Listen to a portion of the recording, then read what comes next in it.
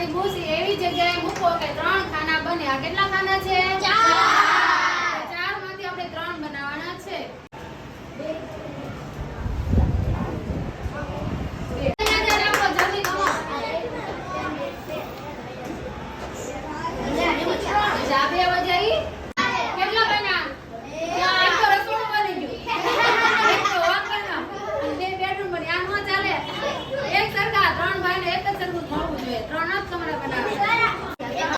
હા